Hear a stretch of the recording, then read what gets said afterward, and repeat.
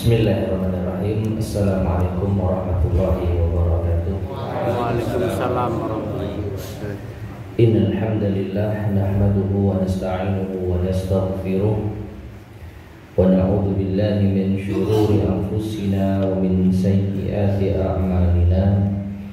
Man yahdihillahu fala mudilla lahu wa man yudlil fala hadiya lahu. Wa asyhadu an la ilaha illallah wahdahu la syarika lah wa asyhadu anna Muhammadan abduhu wa rasuluh.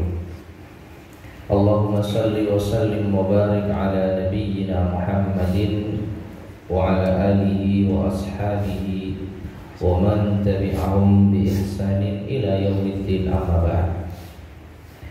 Ma'asyiral muslimin, para jamaah sekalian rahimani wa rahimakumullah. Melanjutkan kembali kajian kita membahas kitab Al-Jami'ul Farid lil As'ilati wal Ajwibati ala Kitab Tauhid yang disusun oleh Syekh Abdullah Ibnu Jarullah Al-Jarullah rahimahullahu ta'ala. Dan pada kesempatan di malam hari ini kita masuk pada bab yang ke-63, yaitu bab ma jaa fi zimmatillah wa zimmati nabiyyi. Bab terkait dengan perjanjian Allah dan perjanjian nabinya. Ay min ad-dalili ala wujubil wafa'i biha wa itmamiha idza a'taita ahadan wa zimmah wal ahad. Itu dalil atas wajibnya menunaikan perjanjian dan menyempurnakannya apabila engkau telah memberikan kepada seorang perjanjian atau yaitu tanggungan. Baik, langsung kita masuk pada soal jawab tentang pembahasan ini. Berkata al-mu'allif rahimahullah ta'ala, ma munasabatu hadzal bab li kitab at-tauhid. Apa keterkaitan bab ini dengan Kitab Tauhid? Al-jawab, jawabannya ya anna naqdal ahdi, bahwasanya membatalkan perjanjian, melanggar perjanjian, dalilun ala adami ta'zimillahi ta'ala. Itu merupakan dalil bahwa dia tidak mengagungkan Allah subhanahu wa ta'ala. Fahuwa qadihun fit tauhid, maka ini adalah aib dalam masalah tauhid. Baik. Jadi ma'asyiral muslimin rahimani wa rahimakumullah, secara garis besar bab ini membahas tentang melanggar perjanjian. Melanggar yaitu tanggungan. Orang yang melanggar perjanjian yang sudah diakadkan, bahkan mungkin sudah disebut nama Allah di dalam perjanjian tersebut, maka pantang untuk melanggarnya. Waalaikumsalam. Orang yang sudah berjanji, orang yang sudah memenuhi atau berjanji untuk memenuhi suatu tanggungan, apalagi sudah disebut nama Allah di sana, maka pantang untuk dilanggar, pantang untuk diingkari. Nah, sehingga orang yang melanggar perjanjian yang sudah diakadkan, maka ini termasuk di antara bentuk tidak mengagungkan Allah subhanahu wa ta'ala. Dan tidak mengagungkan Allah subhanahu wa ta'ala adalah bentuk aib di dalam dirinya dalam masalah tauhid. Ya, karena kita wajib mengagungkan Allah subhanahu wa ta'ala, sehingga orang yang tidak mengagungkan Allah, maka ada yang salah di dalam tauhidnya, ada celah di dalam tauhidnya. Nah, ini kesimpulan gambaran secara umum pembahasan kita di bab ini. Ya, jadi perjanjian kita dengan siapapun itu harus dipenuhi, harus ditunaikan. Baik. Kemudian qala Allah Ta'ala berfirman, wa aufu bi ahdillahi idza ahadtum wa la tanqudul aymana ba'da tawkidiha. Dan penuhilah janji Allah apabila kalian telah berjanji, dan janganlah kalian membatalkan sumpah-sumpah kalian setelah meneguhkannya. Surat An-Nahl ayat ke-97. Ayat ini 91 afwan. Surat An-Nahl ayat 91. Ayat ini ma'asyur muslimin rahimani wa rahimakumullah, setidaknya ada dua hal yang ditekankan, yaitu memenuhi janji Allah, dan yang kedua adalah larangan untuk membatalkan sumpah setelah sumpah itu diteguhkan. Ya, memenuhi janji Allah Subhanahu wa taala, baik kita berjanji kepada Allah secara langsung dengan bentuk nazar misalnya. Ya, kita berjanji kepada Allah dengan bentuk nazar yang biasanya diiringi dengan sumpah. Demi Allah, kalau saya diberi ini atau itu, maka saya akan melakukan ini atau itu. Itu namanya nazar. Kita berjanji kepada Allah untuk menunaikan suatu amal perbuatan apabila kita mendapatkan apa yang kita inginkan, atau janji kepada orang lain yang di situ kita menyebut nama Allah, menjadikan Allah Subhanahu wa taala sebagai sesuatu yang menjadi jaminan. Ya, besok saya akan datang ke rumahmu misalkan. Lalu dia bersumpah dengan menyebut nama Allah. Dia berjanji kepada seseorang akan membantu, berjanji kepada seseorang akan mendatangi. Maka perjanjian semacam ini juga masuk di dalam berjanji kepada Allah. Wa'afu bi'ahdillah, tunaikanlah janjimu kepada Allah. Kenapa? Karena kita telah berjanji kepada seseorang, lalu kita jadikan Allah sebagai jaminan. Biasanya diiringi dengan apa? Sumpah demi Allah, atau Allah menjadi saksi bahwa aku akan menolongmu, aku akan membantumu, atau aku akan datang ke rumahmu. Nah, ini janji kepada siapa? Kepada seseorang. Namun pada hakikatnya dia telah berjanji pula kepada Allah. Baik. Soal pertanyaan, isyrah hadhil ayah wa bayyin munasabataha lil bab. Jelaskan ayat ini dan terangkan keterkaitannya dengan bab kita. Al-jawab, jawabannya, ya'murullahu ta'ala bil wafa'i bil uhudi wal mawasiti wal muhafadati 'alal aiman al mu'akkadati bi'adami naqdiha. Makna ayat ini bahwasanya Allah Subhanahu wa taala memerintahkan untuk menunaikan janji dan menjaga sumpah-sumpah yang telah dikukuhkan dengan cara tidak melanggarnya, tidak membatalkannya.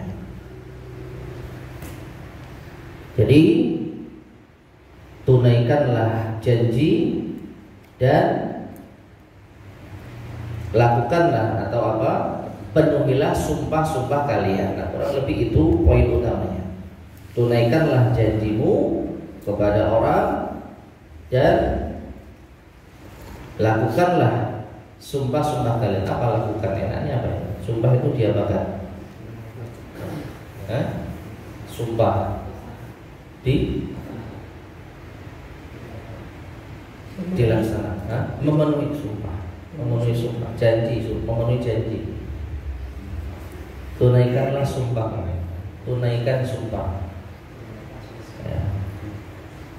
Seseorang telah bersumpah akan melakukan demikian,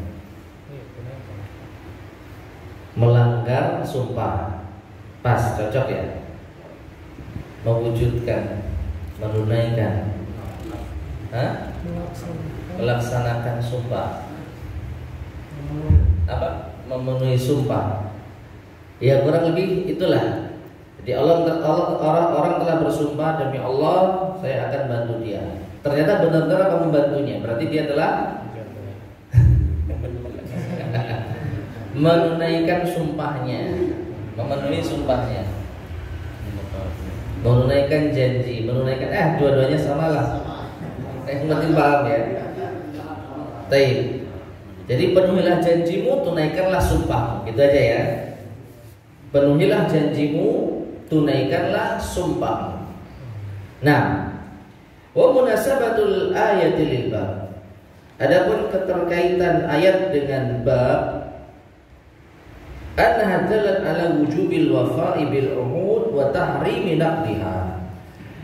Bahwasanya ayat ini menunjukkan wajibnya menunaikan janji dan haram untuk melanggarnya. Haram untuk melanggarnya. Orang kalau sudah janji maka harus ditepati. Dan tidak menepati janji termasuk di antara sifat orang apa? Munafik. Dan orang munafik atau sifat kemunafikan ini di antara hal yang bisa mengurangi keimanan. Ya. Dan inilah bentuk kekurangan atau aib pada tauhid yang ada di dalam dirinya, menunjukkan tauhidnya itu bermasalah. Nah, kemudian kita masuk pada hadis yang panjang. Nah ini ya hadis yang tadi sempat saya sampaikan di kitab yang saya bawa itu tidak disebutkan secara utuh hadisnya. Adapun di terjemahan nampaknya utuh gitu ya. An Buraidah radhiyallahu anhu qala, dari Buraidah radhiyallahu anhu ia berkata, kana Rasulullah sallallahu alaihi wasallam idza amara amiran ala jaisin aw sariyatin.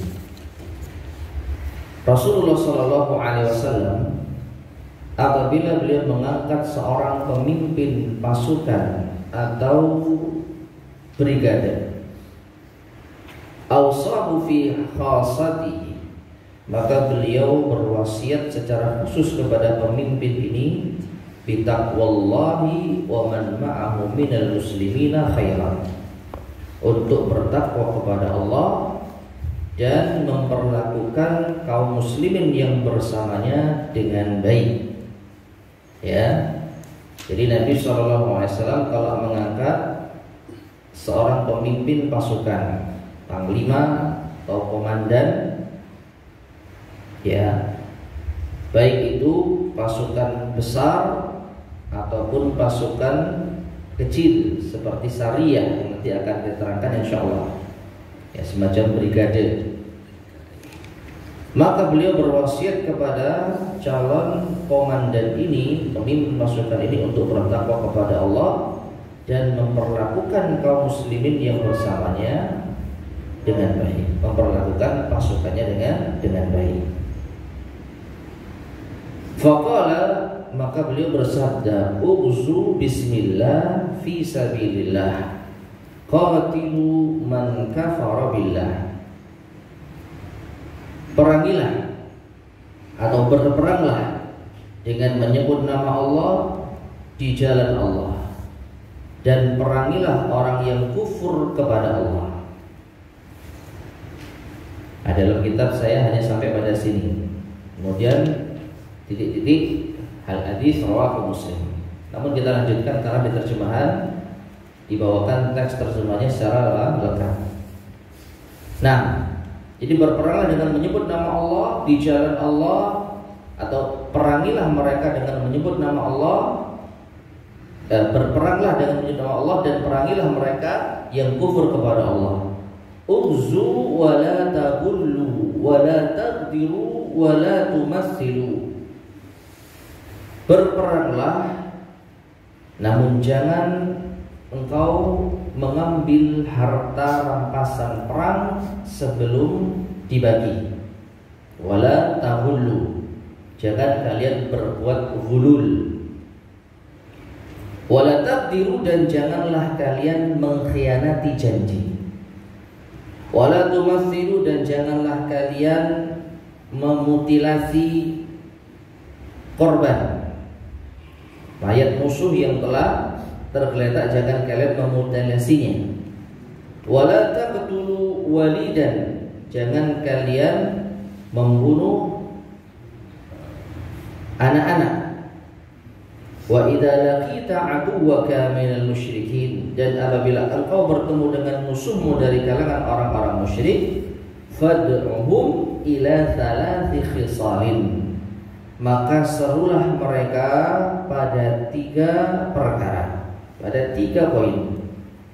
Au khilalin, atau 3 perkara.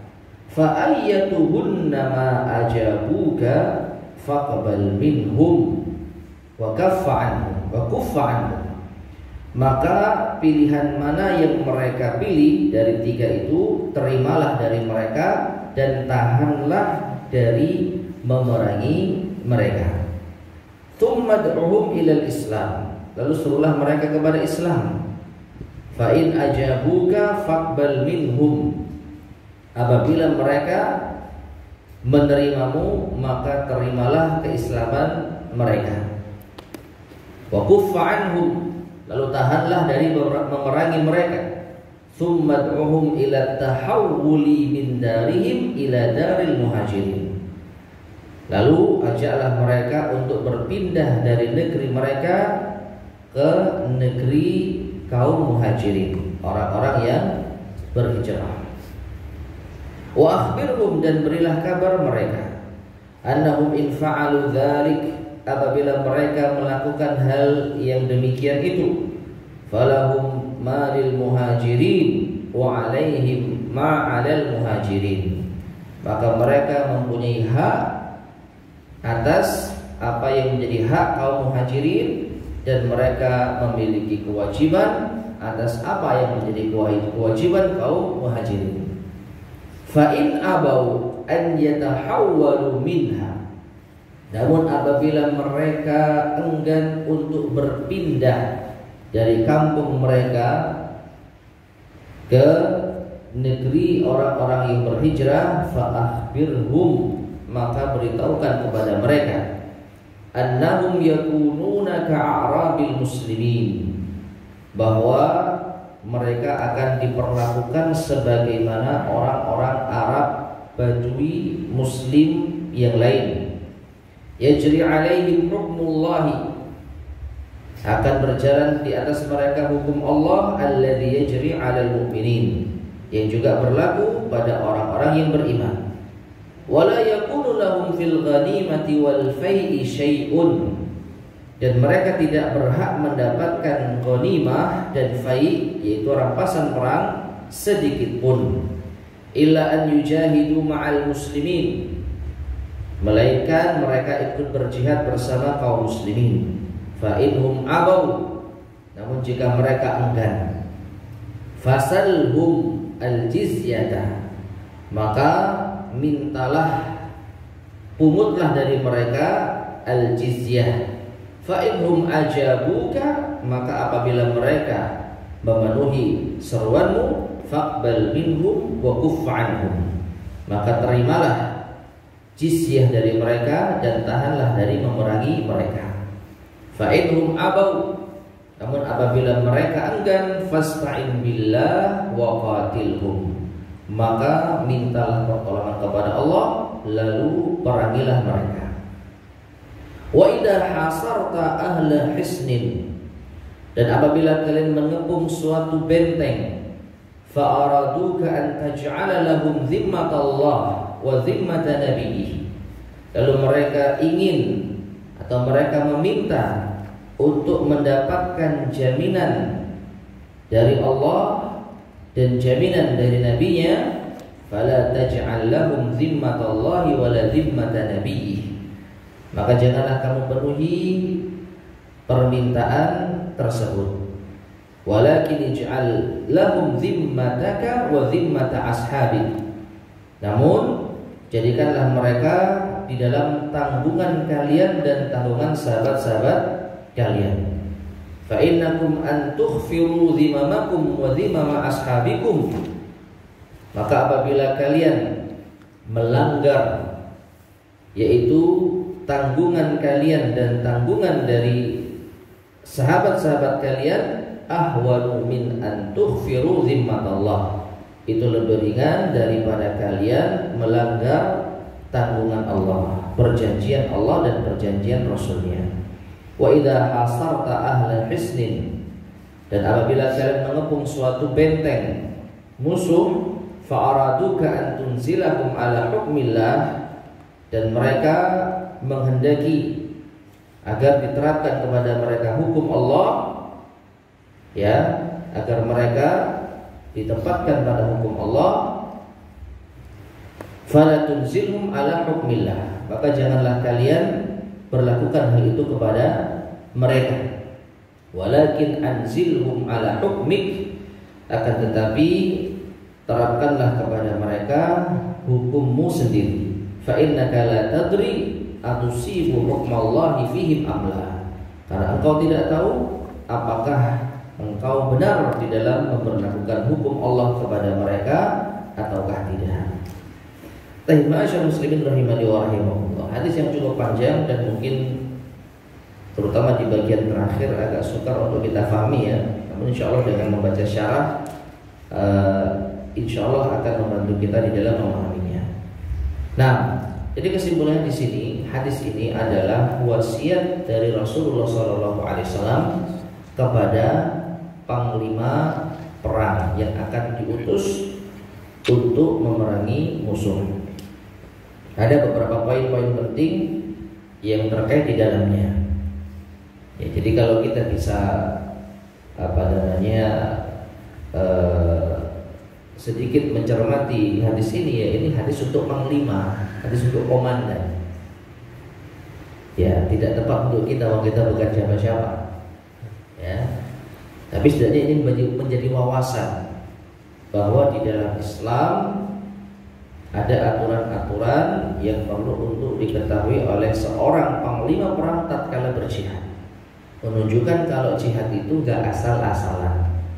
Ada adab-adabnya, ada aturan-aturannya, dan ada pemimpin yang faham betul aturan yang Allah Subhanahu wa taala dan Rasulnya yaitu merintahkan. Ya. Nah, untuk level seperti kita, ya kita hanya bisa menjalankan perintah. Apa kata pemimpin, apa kata komandan, apa kata panglima. Namun bagi siapa yang memiliki kemampuan atau mendapatkan amanah menjadi seorang komandan dari kaum muslimin, maka wajib tahu hadis ini, maka wajib memahami hadis ini. Adapun kita, ya semampu kita. Kalau kita faham, alhamdulillah. Kalau kurang faham, ya memang bukan makom kita, ya, karena ini untuk komandan. Baik. Soal pertanyaan, tapi ada beberapa poin yang kita paham insyaallah. Mal maqsudu bil jaisi was-sariyah. Nah, apa yang dimaksud dengan al-jais dan as-sariyah? Wa ma hiya taqwallah wa ma alladhi tufiduhu hadhihi al-ibarah?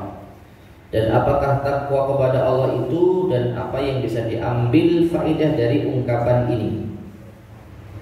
Al-jawab, as-sariyah, sariyah itu adalah qit'atun minal jaisi, bagian dari pasukan.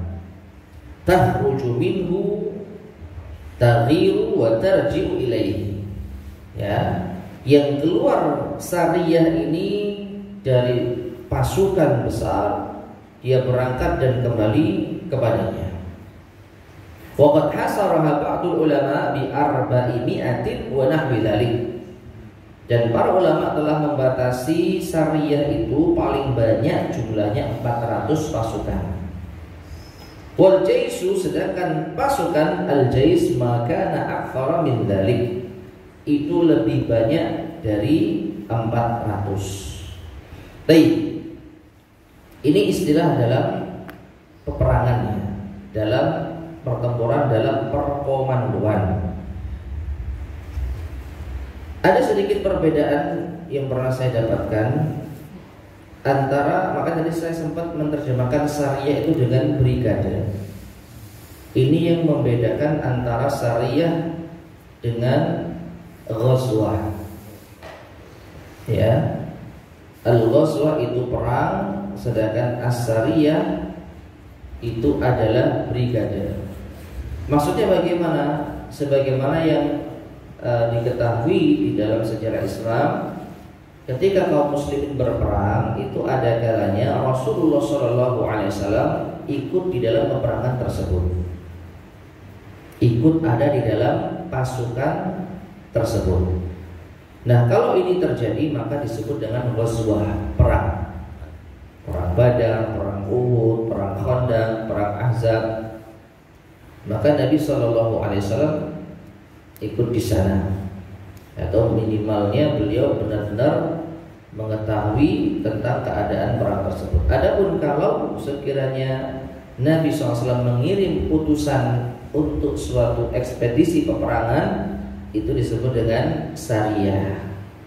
Ya, jadi Nabi tidak ikut berperang, tapi beliau hanya mengutus pasukan, ya, ekspedisi. Nah, kalau kita melihat kepada apa yang diterangkan oleh al-muallif rahimahullah taala, ya nampaknya tidak ada perbedaan. Jadi al-jais itu pasukan besar, pasukan induk, ya, pusat komando perang di sana. Sedangkan syariah itu apa? Bagian dari, ada yang tahu nggak istilah seperti ini dalam dunia perkomandoan? Batalion, ya.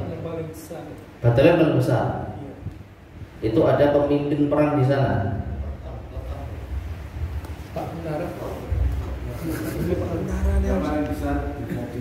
Brigade. Tapi brigade ini apakah ada pemimpin utamanya, panglima perang? Itu dalam bahasa Indonesia, ya. Allahu a'lam bishawab. Kalau dalam bahasa Arab saya sering menjumpai syariah ini justru dinamakan dengan brigade. Jadi Rasulullah SAW sebagai pimpinan perang tertinggi mengutus beberapa brigade. Ya, ini yang saya pahami. Jadi mungkin ada perbedaan, ya. Kalau brigade itu paling besar gitu, ya. Baik. Seandainya pemimpin negara ikut di dalam peperangan tersebut, itu namanya pasukan apa? Brigade juga. Pemimpin negaranya? Ya, brigade. Tetap brigade, ya? Kan ada komando tertinggi. Ya. Terus di bawahnya itu ada pasukan-pasukan brigade itu nanti batalion. Nah, komando tertinggi panglima gitu, ya. Panglima perang. Itu disebut dengan apa? Ya itu apa ya? Panglima perang menguasai seluruh pasukannya itu. Baru di bawahnya ada brigade. Ya, kurang lebih seperti itulah, ya. Nah, kalau di dalam perang di zaman dahulu, kalau jumlah pasukan itu 400 ke bawah, maka ini disebut dengan syariah.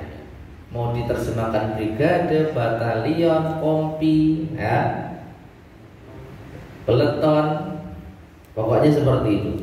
Tapi kalau jumlahnya lebih dari itu dan dipimpin komando tertinggi, dalam hal ini Rasulullah SAW, maka ini namanya al-jaish. Ya, namanya al-jaish. Nah, kemudian takwa kepada Allah. Wasiat Nabi kepada calon komandan yang ada untuk bertakwa kepada Allah. At-taharruzu bi ta'atihi bin 'uqubatihi, yaitu menjaga diri dengan mentaati Allah dari hukuman Allah. Jadi berusaha menjaga diri kita agar tidak mendapatkan hukuman dari Allah dengan mentaatinya. Wadzalika bil 'amali bima amara Allah bihi, yang demikian itu dengan mengamalkan apa yang Allah perintahkan, wal intihai amma nahallahu an, dan meninggalkan apa yang Allah larang. Wa tufidu hadhihi ibaratu ta'miral umara wa wasiyatahum, dan ungkapan ini memberi faedah kepada kita pengangkatan seorang komandan, panglima, dan memberikan wasiat kepada mereka. Tayyib. Nah, jadi di antara sunnah atau tuntunan di dalam berperang seorang pemimpin, yaitu entah itu negara atau pemimpin khalifah atau pemimpin kaum muslimin secara umum itu ketika mengutus pasukan perang maka memberikan wasiat. Dan ini insya Allah saya rasa dilakukanlah kepada seluruh panglima atau seluruh pemimpin tertinggi suatu negara atau apa. Pasti sebelum pasukan berangkat ada apa? Wasiat, ya, ada petuah. Nah di dalam Islam wasiat yang utama apa? Bertakwa kepada Allah. Tapi selain bertakwa kepada Allah, berbuat baik kepada pasukannya, anak buahnya. Soal, pertanyaan. Ma makna qawlihi wa man ma'ahu minal mu'minina khairan? Apa makna sabda Nabi SAW, pesan beliau kepada calon komandan ini untuk berbuat baik terhadap orang-orang yang beriman bersamanya?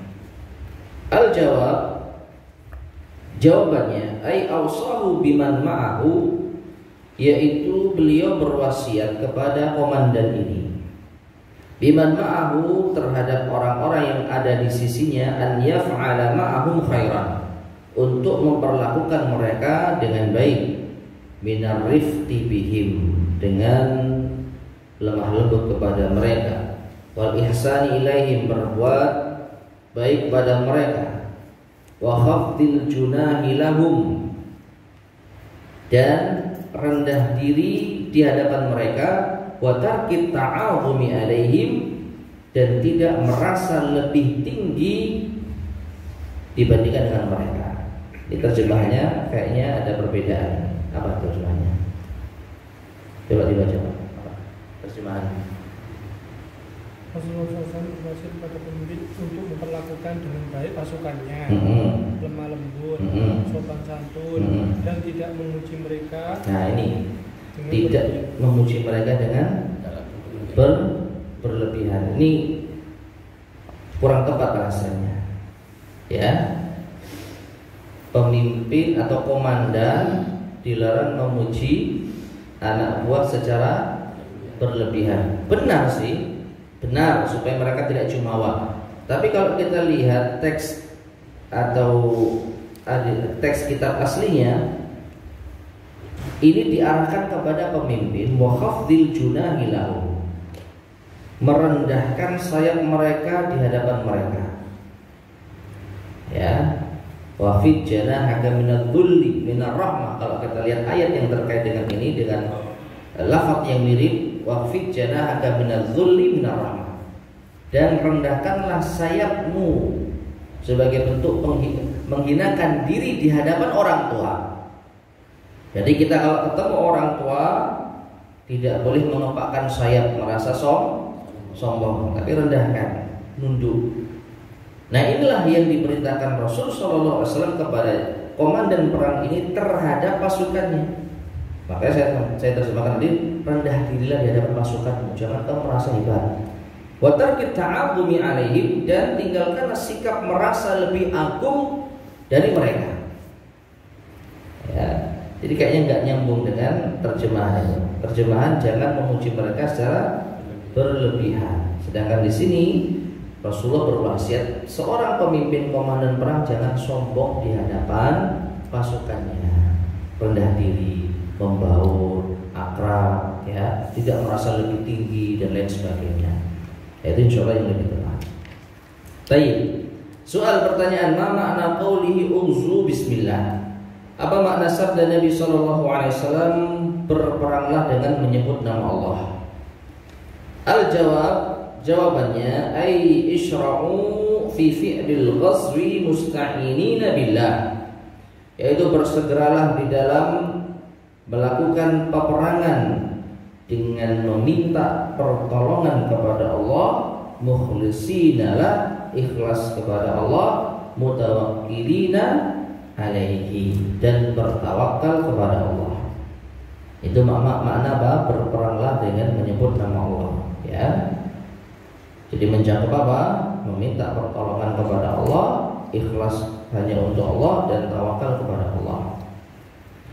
Soal pertanyaan, uzkur alladzina la yajuzu qitaluhum fil jihadi wa limana? Jelaskan orang-orang yang tidak boleh untuk diperangi di saat berjihad dan mengapa? Nah, ini perhatikan ya. Ini di antara adab di dalam berjihad. Tidak semua orang yang kita jumpai boleh untuk diperangi dan dibunuh. Di mana ini? Di mana ini? Di medan jihad. Bukan saat kondisi aman tentram. Bukan saat kondisi damai. Di medan jihad yang kita boleh membunuh musuh, itu saja ada adabnya. Ada orang-orang yang tidak boleh dibunuh. Sekali lagi, di medan jihad, saat kita menyerang yaitu daerah musuh, maka kita akan menjumpai beberapa orang yang dilarang untuk kita bunuh. Ya, ini menunjukkan betapa detailnya adab berperang atau berjihad di jalan Allah di dalam Islam ini. Tidak sembarangan.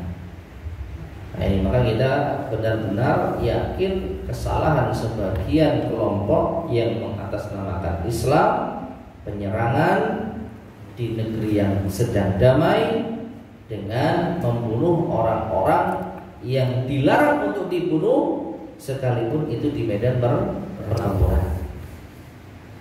Jadi salahnya double.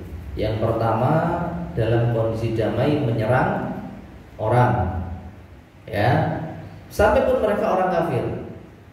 Sekarang dalam kondisi damai. Yang kedua, yang terbunuh itu ada di antara mereka orang-orang yang tidak boleh untuk dibunuh, anak kecil, wanita, nanti akan disebutkan insyaallah.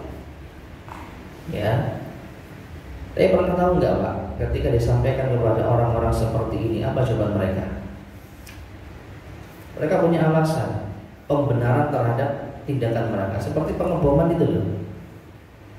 Kan yang terbunuh kan tidak semua orang kafir, tidak semua orang yang berhak untuk dibunuh. Ada orang-orang bahkan kaum muslimin juga.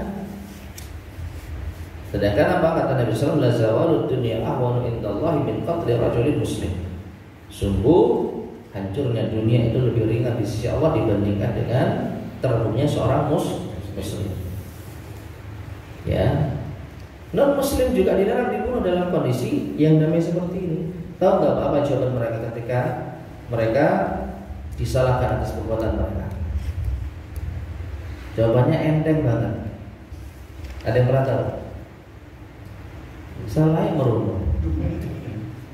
Sudah tahu itu tempat maksiat, tempatnya orang-orang tidak benar, ngapain ke sana? Subhanallah. Padahal bisa jadi ada kurir, tukang gojek yang sedang mencari nafkah, ngantar makanan, ya kan? Orang-orang yang hanya sekedar melintas karena ada keperluan yang tidak ada sangkut pautnya dengan katakanlah itu tempat maksiat. Ya, jadi ini adalah hal yang sangat salah, jelas-jelas keliru, menyelisih manhaj Ahlus Sunnah wal Jamaah. Baik. Nah, di dalam berperang, sekarang kita masuk ke dalam perang, tidak membahas masalah kondisi negeri yang sedang damai tentram. Di dalam berperang sendiri ada aturan yang harus diketahui. Apa itu? Tidak boleh membunuh orang-orang yang disebutkan di sini. Al-jawab, jawabannya, siapa mereka? Kalau kita lihat di dalam hadis disebutkan siapa mereka? Di dalam hadis ya, kembali kepada hadis, coba lihat. Disebutkan hanya satu, jangan membunuh anak-anak, ya kan? Nah, ini hanya satu disebutkan dalam hadis. Hadis yang ini. Tapi kalau melihat hadis-hadis yang lain ada banyak Pak ternyata. Ya. Yang pertama humul mu'ahadun, orang-orang mu'ahad. Nah, ini juga. Siapa mu'ahad ini? Nah, kalau orang perang jihad nggak tahu mu'ahad, ya suruh ngaji dulu. Ya. Mana jihad? Jangan bunuh mu'ahad ya. Oh, kok mu'ahad itu? Ya. Oh, sebelum satu mau ahad. Oh, jadi hari Sabtu saya nggak boleh bunuh orang atau perang. Dia yang dibunuh Pak. Ya. Jadi dilarang membunuh mu'ahad. Siapa mu'ahad itu? Orang kafir yang terikat perjanjian dengan kaum muslimin, terikat perjanjian damai, ya. Dan mereka itu dalam jumlah besar maupun kecil. Besar contohnya apa? Negara. Misal kalau di zaman sekarang ditandai dengan adanya diplomasi antara dua negara dengan adanya apa? Duta besar, kedutaan. Negeri kita punya kedutaan di negeri kufur Eropa mana, Amerika mana misalnya, dan mereka juga punya kedutaan di negeri kita. Maka antara negeri kita dan negeri mereka itu damai, karena saling memiliki apa? Duta besar. Nah, inilah perjanjian damai, sehingga penduduk negeri mereka darah dan hartanya terjaga, nggak boleh diperangi. Kalau mereka datang ke negeri kita harus benar-benar dijaga, ya. Jadi antara negeri kita dan negeri mereka ada perjanjian damai, dan sekarang ditandai dengan adanya kedutaan. Nah, kalau nggak ada kedutaan, nah ini warning ini. Negeri kita tidak memiliki duta besar negeri A juga tidak memiliki duta besar negeri kita. Berarti tidak ada apa? Perjanjian damai. Suatu ketika perang bisa terjadi. Tapi kalau mereka masih memiliki duta masing-masing di setiap negeri, itu tandanya ada perjanjian damai, sehingga tidak boleh untuk diperangi. Itu muahad. Ada lagi musta'man. Siapa musta'man? Atau kafir harbi dulu. Kafir harbi yaitu yang tidak memiliki perjanjian damai. Di negerinya tidak ada kedutaan negeri kita, di negeri kita juga tidak ada kedutaan negerinya. Lalu terjadi apa istilahnya konflik yang mengerucut pada siap tempur. Ketika bertemu di medan perang, maka mereka adalah kafir harbi, boleh untuk diperangi. Namun ketika mereka memiliki utusan yang dikirim kepada kita untuk menyampaikan pesan, atau negeri kita memberikan jaminan keselamatan dari negeri musuh yang sedang berperang, warganya masuk ke negeri kita, maka harus dijaga keamanannya. Itu namanya kafir musta'man. Jadi dua negara terlibat perang, tetapi negeri kita memberikan jaminan keamanan pada siapa? Pada salah orang warga mereka, karena mungkin punya famili di sini. Mungkin famili yang di sini mengadukan pengajuan, ya. Familinya di sini mengadukan pengajuan. Saya punya keluarga dari negeri sana yang sedang berperang dengan negeri kita. Tolong diberikan jaminan keselamatan karena mereka mau mengunjungi kita. Meskipun antara negara sedang perang, tapi ada warga yang mendapat jaminan keamanan dari negara kita, maka warga negara yang lain dilarang untuk membunuhnya. Nah, orang-orang berangkat dia tahu tidak seperti ini? Harus tahu, ya. Nah, itu kafir musta'man. Nah, kembali kepada bahasa kita, kafir mu'ahad berarti dua negara yang tidak ada konflik sama sekali, masing-masing memiliki yaitu kedutaan yang saling menjaga kedamaian. Nah, mereka tidak boleh dibunuh. Mereka tidak boleh dibunuh. Sehingga contoh kasus misalkan ada warga negara dari negara yang damai dengan negara kita sedang berada di negara konflik yang perang dengan negara kita. Maka kita tidak boleh membunuh orang tersebut. Ini di medan pertempuran. Ya, mungkin saja dia membawa atribut logo negaranya misalkan. Maka kita ketemu dulu, kok ada warga negara A, sedangkan antara negara kita nggak perang. Nah, ini nggak boleh dibunuh. Meskipun ada catatan nanti ya. Nah, itu mu'ahad. Kemudian warruhban, para rahib, pemuka agama, ini nggak boleh dibunuh. Dan biasanya mereka itu ada di tempat-tempat ibadah. Nah, ditambah lagi larangan dari Nabi SAW untuk menghancurkan tempat ibadah. Perhatikan, Nabi SAW dalam hadis yang lain melarang kaum muslimin ketika menyerang musuh untuk menghancurkan tempat ibadah mereka. Ini saat perang. Jelas-jelas sah resmi perang antar dua negara. Lalu kaum muslimin masuk ke negara mereka, di situ mereka boleh menyerang siapapun kecuali yang dilarang. Dan di antara yang dilarang menghancurkan rumah ibadah. Ingat, di saat perang. Lalu bagaimana kalau menghancurkan tempat ibadah di saat damai? Lebih berat lagi kan? Ya, seperti apa adanya. Mengebom gereja. Lalu di saat damai saja lo nggak boleh. Saat suasana kondusif dilarang. Saat suasana perang saja lo dilarang. Saat suasana perang kita benar-benar bertemu dengan mereka. Lalu ada di antara mereka berlindung dalam rumah ibadah. Nggak boleh diserang. Apalagi dihancurkan rumah ibadahnya. Apalagi dalam kondisi damai kondusif. Nah, demikian pula tidak boleh membunuh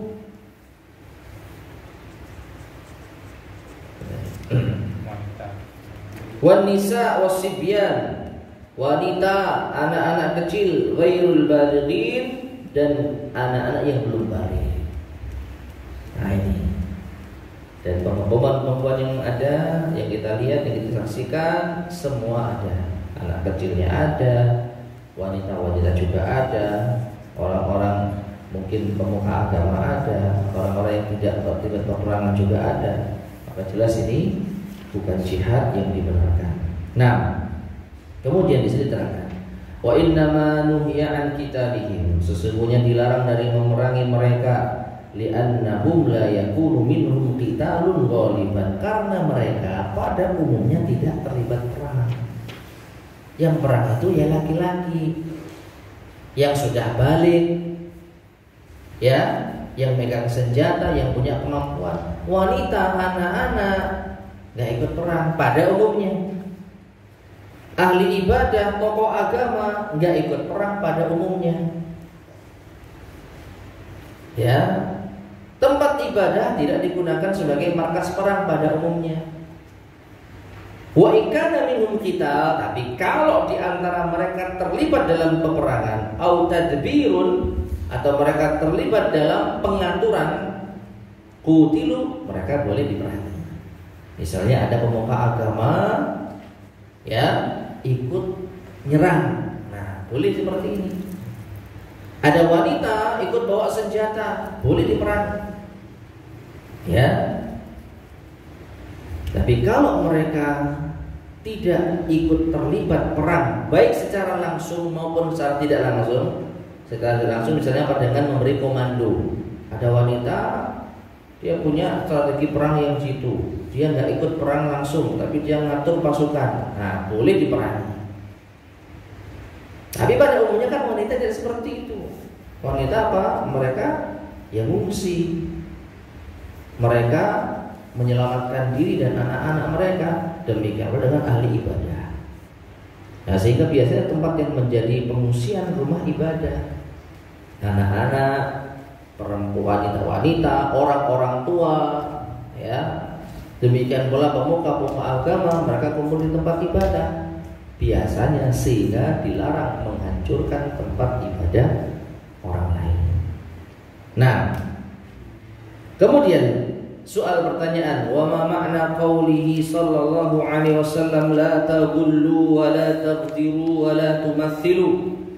Apa makna sabda Nabi sallallahu alaihi wasallam, janganlah kalian berbuat ghulul, janganlah kalian yaitu mengingkari janji, menipu, mengkhianati janji, dan janganlah kalian memutilasi. Wa ma hukmu hadhihi asya', dan apa hukum dari perkara-perkara ini?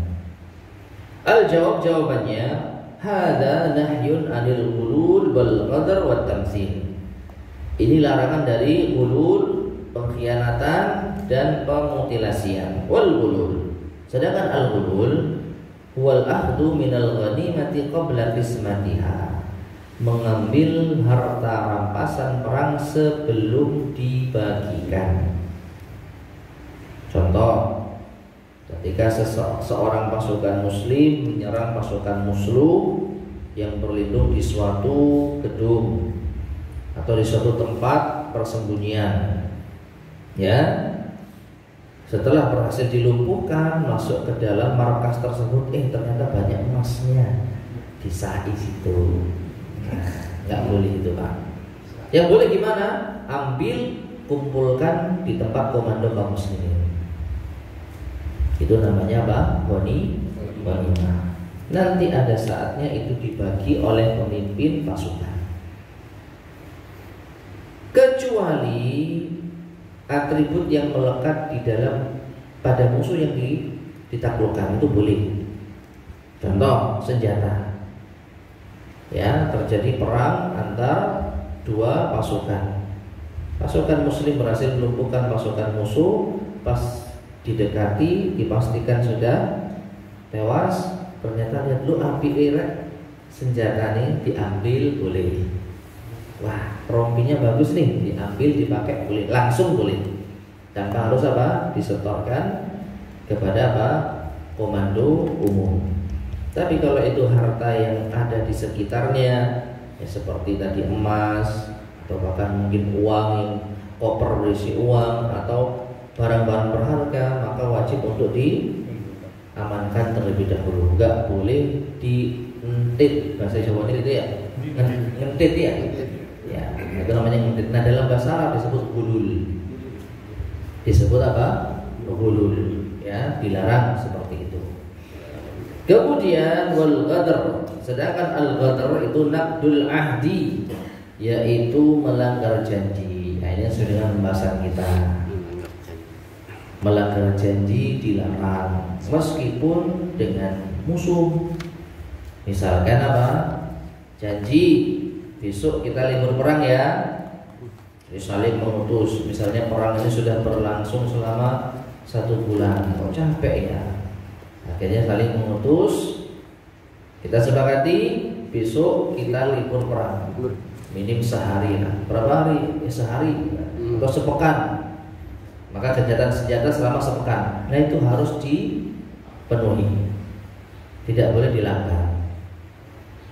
Saat apa ini? Saat perang.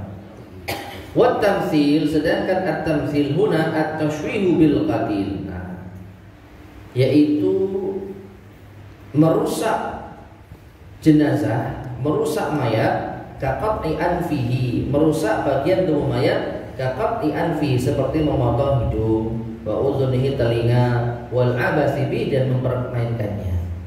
Ya, yang kita kenal dengan apa? Mutilasi. Tahu yang mutilasi ya?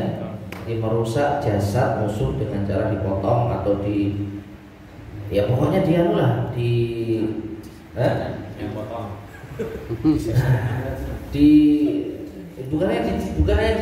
bukan dicincang, bukannya misalnya dipermainkan juga masuk ini. Apa itu? Dilempar misalkan. Buat mainan dari atas lantai, untuk membersihkan mayat lempar aja dari lantai sekian daripada potong ya. Karena gimana kalau berhasil mengambil alih gedung ya, untuk markas kita misalkan, ya tentu harus ada pembersihan mayat kan. Gak mungkin dibiarkan jadi bangkai, akan mengganggu. Mau gak mau harus evakuasi. Ya, harus dievakuasi. Nah, supaya hemat tenaga dilempar dari atas, gelundung gitu. Nah, ini termasuk dilarang. Ya. Pada jasad, meskipun itu orang yang sudah meninggal dunia, sampai pun orang kafir, tidak boleh kita semena-mena terhadapnya.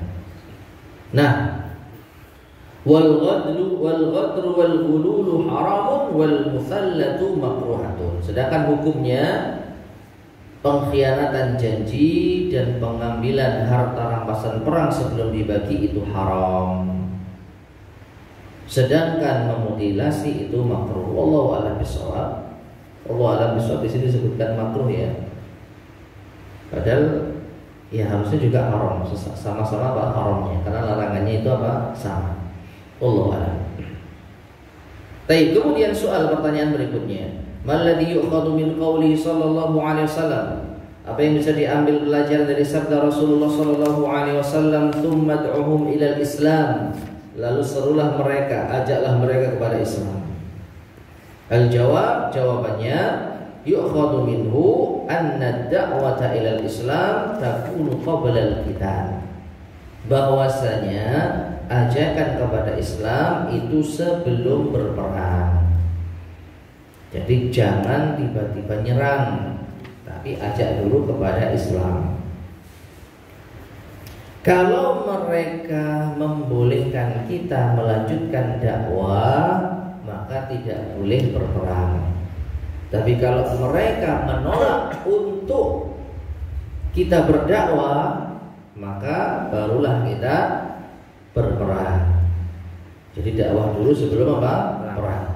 Illa an takuna qad balagat humud dakwah fayajuzu qitaluhum ibtidaan. Kecuali kalau sudah sampai dakwah kepada mereka, lalu mereka menentang, melawan, boleh langsung diserang. Ya, boleh langsung diserang. Ma'asyiral muslimin rahimani wa rahimakumullah. Perlu kita perhatikan yang dimaksud dengan menentang itu bukan menolak masuk Islam. Perhatikan, bukan menolak masuk Islam, tetapi menghalang-halangi dakwah. Menghalang-halangi dakwah. Contoh, ada negeri kufur, lalu dikirim utusan oleh pemimpin pasukan untuk berdakwah.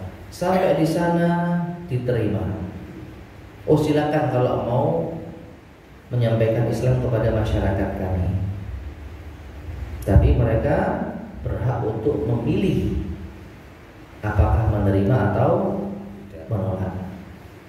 Ternyata setelah dakwah nggak ada yang menerima, nggak ada yang masuk Islam. Apakah mereka boleh dibunuh, diperangi? Jawabannya nggak boleh. Tetapi kan mereka menolak. Iya, mereka menolak untuk masuk Islam, bukan menolak dakwah, bukan menolak apa itu kesempatan kaum muslimin untuk berdakwah. Nah terus gimana nasib mereka? Nah ada di pembahasan selanjutnya. Kalau mereka menolak masuk Islam, tapi mereka tidak melawan, ada kesempatan bagi mereka untuk tetap hidup di negeri mereka, tapi mereka harus patuh terhadap kepemimpinan kaum muslimin dengan membayar jizyah. Dengan membayar jizyah. Ini menunjukkan la ikraha fid din, tidak ada paksaan dalam agama. Tapi mengapa sampai terjadi peperangan? Karena mereka menolak, menentang ketika kita menyampaikan dakwah. Kita mau dakwah sama kaummu misalnya, oh nggak bisa, nggak boleh. Nah ini baru apa? Diperang. Tapi kalau diizinkan berdakwah, nanti masyarakat yang memilih, ada yang masuk Islam. Nah baru diperintahkan kalau mereka mau masuk Islam, hijrah.